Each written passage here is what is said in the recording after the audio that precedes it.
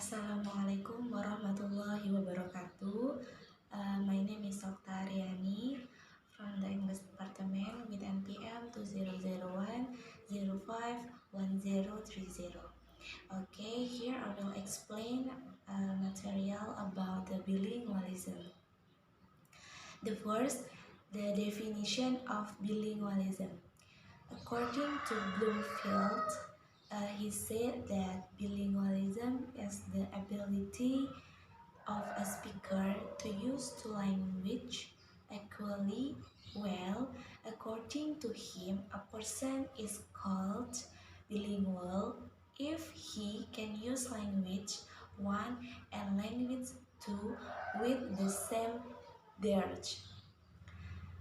Jadi menurut ahli Bloomfield, beliau mengatakan bahwa bilingualisme adalah kemampuan seorang penutur untuk menggunakan dua bahasa dengan sama baiknya.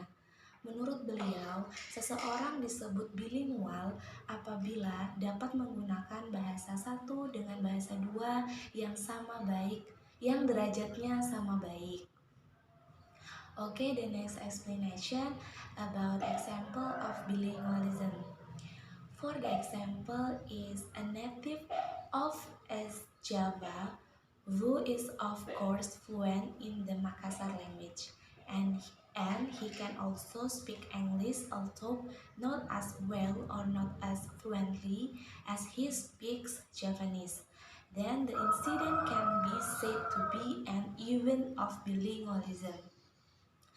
Dan contoh dari bilingualism itu misalnya seorang penduduk asli Jawa Timur yang tentu saja fasih dalam berbahasa Makassar dan ia juga bisa berbahasa Inggris walaupun tidak sebaik atau tidak sefasih ia berbahasa Jawa. Maka kejadian itu dapat dikatakan sebagai peristiwa bilingualisme. The next, the main driving factor of bilingualism is background. It is the background that encourage the occurrence of bilingualism because of language contact in the brain. Language contact occurs due to population movement for various reasons, such as educational, political, economic, religious, and natural. This status so that there is contact with others speakers language. Jadi faktor pendorong utama terjadinya bilingualisme yaitu latar belakang. Latar belakanglah yang mendorong terjadinya bilingualisme karena adanya kontak bahasa di dalam otak.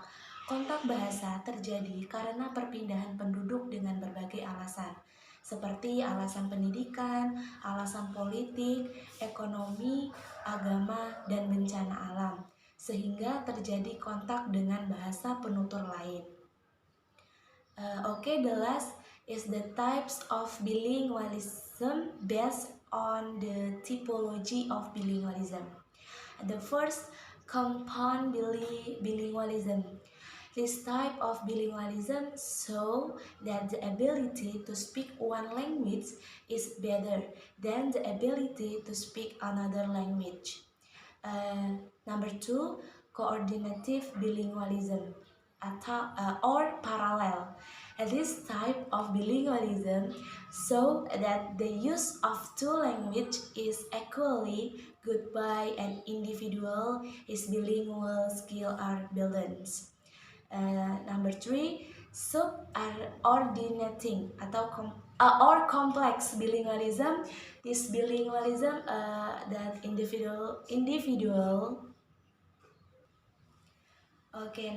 Number three, subordinating or complex bilingualism. This bilingualism shows that an individual, when using a language one, often enters language two or vice versa. This bilingualism is related to the situation faced by the speaker.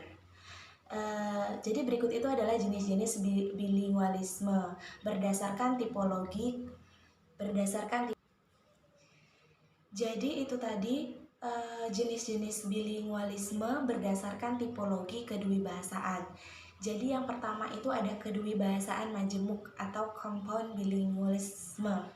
Jadi kedewibahasaan jenis ini menunjukkan bahwa kemampuan berbahasa salah satu bahasa lebih baik daripada kemampuan berbahasa yang lainnya. Lalu yang kedua, kedewibahasaan koordinatif atau sejajar. Jadi kedewibahasaan jenis ini menunjukkan bahwa pemakaian dua bahasa sama-sama baik oleh seorang individu dan kemampuan kedewibahasaan ini seimbang. Lalu yang ketiga yaitu kedewibahasaan subordinatif atau kompleks.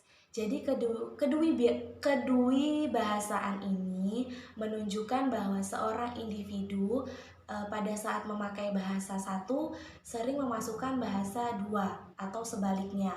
Kedewibahasaan ini dihubungkan dengan situasi yang dihadapi oleh seorang penutur. Okay, that's all my explanation. Thank you and wassalamualaikum warahmatullahi wabarakatuh.